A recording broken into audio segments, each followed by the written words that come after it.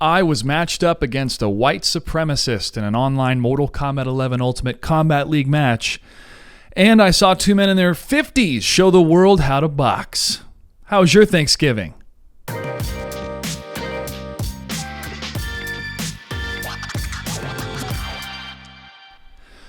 So, online, I've been having a lot of fun playing as Melina in Mortal Kombat 11 Ultimate, but unfortunately, after an update to the PlayStation 4 in anticipation for the PlayStation 5, you can no longer create your own group to mute yourself and anyone else when it comes to talking on a microphone. Now, not everybody has their microphone hooked up, and I prefer not to voice communicate with people on Combat League. I prefer to just let the action do the talking. Now, if I'm playing in casual matches, or if I want to do a friendly matchup and try to discuss strategy, sure, I like the option to be available. But the default, I prefer to have no voice communication. But unfortunately, that does not exist right now on PlayStation or in Mortal Kombat 11. So occasionally you're matched up with people who prefer to throw insults at you even before the match began. And this one particular individual, along with his girlfriend on the other end of the microphone, were hurling all sorts of racial epithets and slurs and saying it in a way that you knew they were white. You could feel the evil in the air, even through an electrical current through a microphone in a video game. I played Melina, and his first choice was Noob Saibot. A Noob Saibot in a white-ish robe, so I could feel the anger surging even more as I would hear him and his lady friend use this type of language against me. And I thought about all the injustices that I had witnessed, not only in my personal life, but especially throughout the wonderful pieces of art that I've experienced this year, in particular, Lovecraft Country. So, as I could feel my blood begin to boil and my palms sweat, he was able to take the first round. And more insults were hurled my way, as his girlfriend cackled in the back and repeated some of them. I focused, wiped the sweat off my hands, and took the next round. And he started to bitch and moan and complain.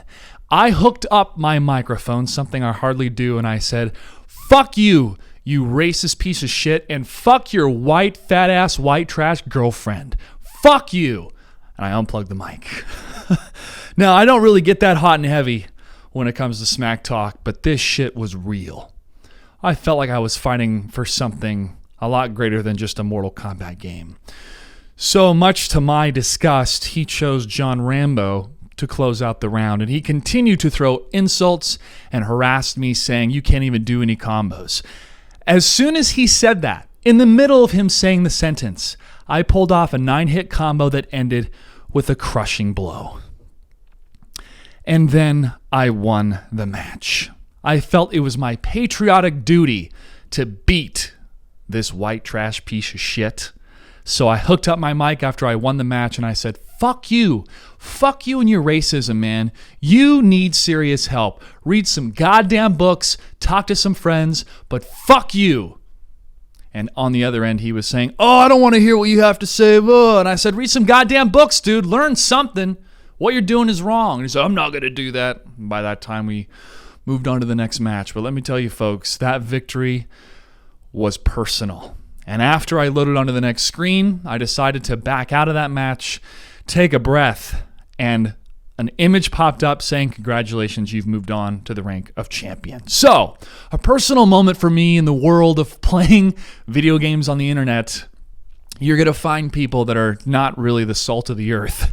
And for the most part, I ignore it, but this time I decided not to. So, if you see this player online, Hunand John, HUNANDJON 69, show them no mercy. I also had the pleasure to watch a great event, an outstanding production when it came to this Tyson versus Jones fight. And the fight card was definitely great leading up to the major event. And I thought about, as a run of show, creating a run of show, the difficulty of sanitation, or the necessity of sanitation for such an event with the virus still going on strong here in the U.S. And having hip-hop artists perform while the arena was being cleaned, I thought was a great mix. And so the show felt energetic throughout the entire way through.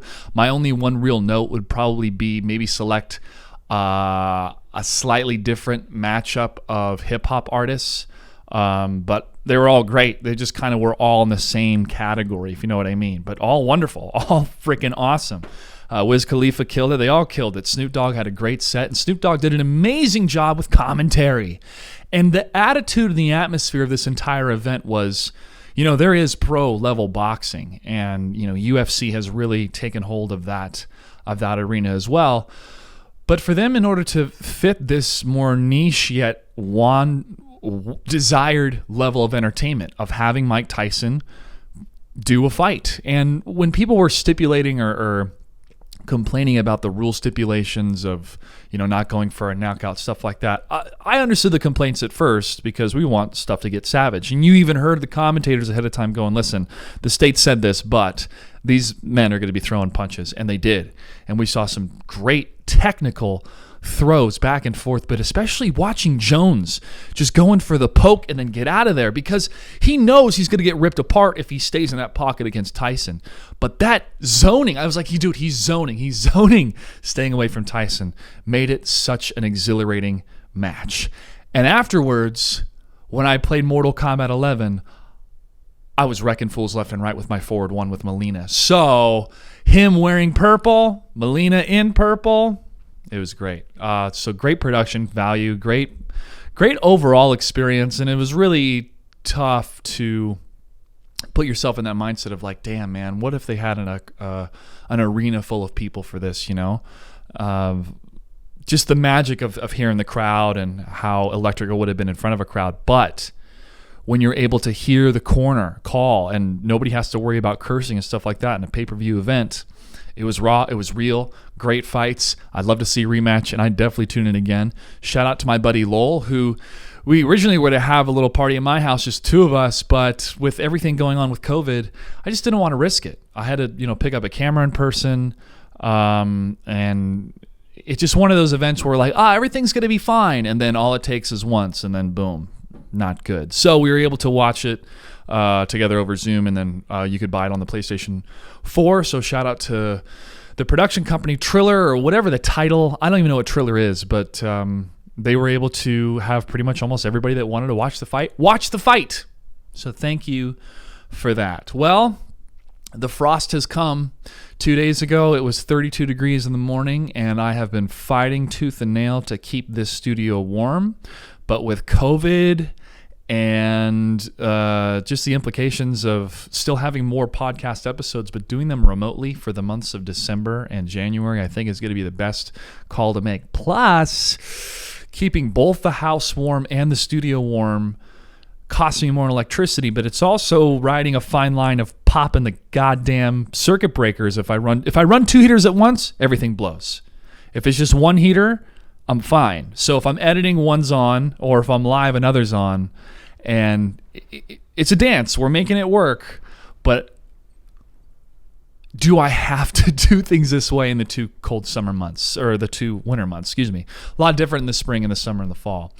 So the plan is I bought a few things here and there, pieces of furniture, whatnot, to set up the studio in my den room in front of my big 65-inch 4K television, and have that be the main screen for when I'm playing games, even on PC, especially with Cyberpunk 2077. I was planning on kind of doing this already with the upgraded graphics card in the computer, and I did a benchmark test, and it says, hey, guess what? You can run pretty much every game out there in not only minimal but recommended settings. And if you did want to upgrade your computer, the one thing you could do is your CPU, but you'd only get a 16% upgrade, and spending $600 for a 16% upgrade is just not worth it. So we got ourselves a gaming rig, and I'm going to definitely test it out.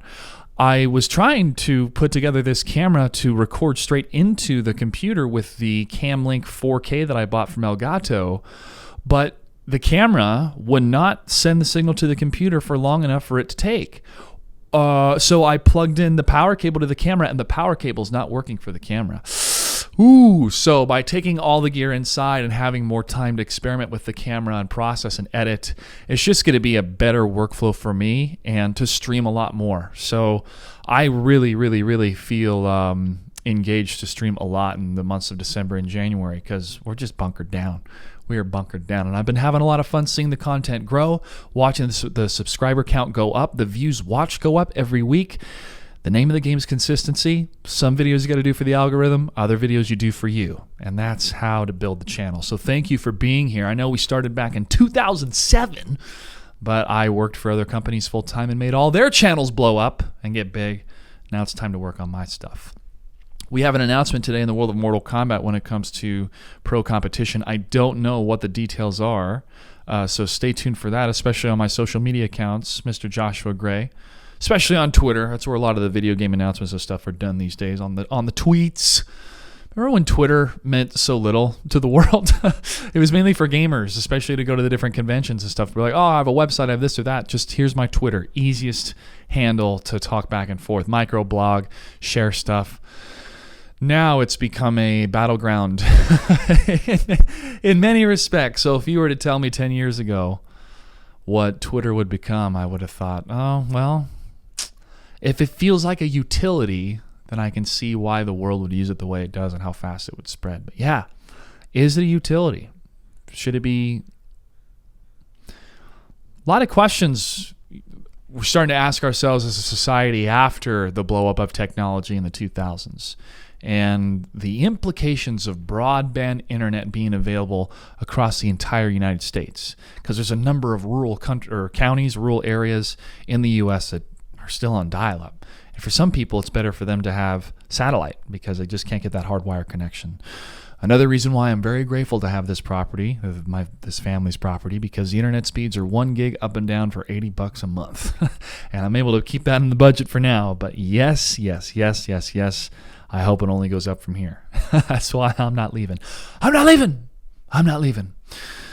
I also dropped a new JGray report with an update about Black Desert Online and seeing what it's like to play on console versus playing on PC. And spoiler alert, the recommendation is play on PC because of all the options. However, when the PS5 is available, probably next year I'll be able to pick one up depending on income.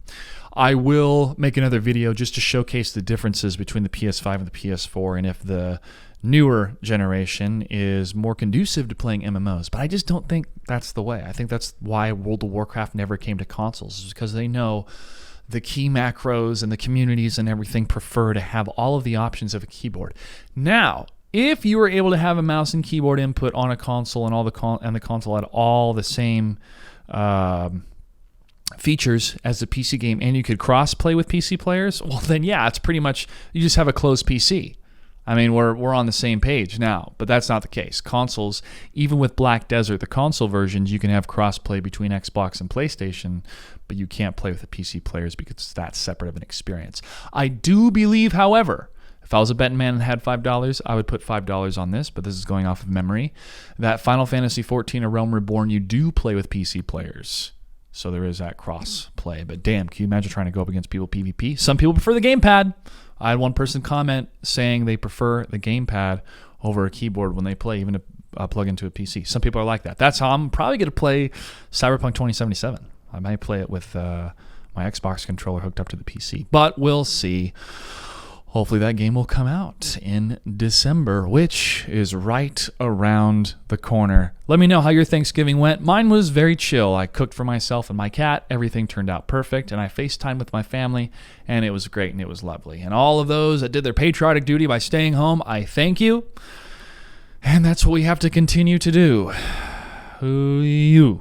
Every month the credit card debt goes up. Sucks. If you'd like to help, if you'd like to help the studio, maybe help me put together a tournament here pretty soon. Patreon, CashApp, Venmo, MrJoshuaGray. But we're all hurting. So if you can, great. But if you can't, totally get it. Things are crazy. Well, the only thing really left to put on a credit card for the rest of the year is some wardrobe items today. And I was waiting till this last day of sales, Cyber Monday, to see if there's a jacket or two that would suit my style. Right before I finish this hell week of working out. Before new headshots on Sunday. The grind continues. ladies and gentlemen, the grind continues.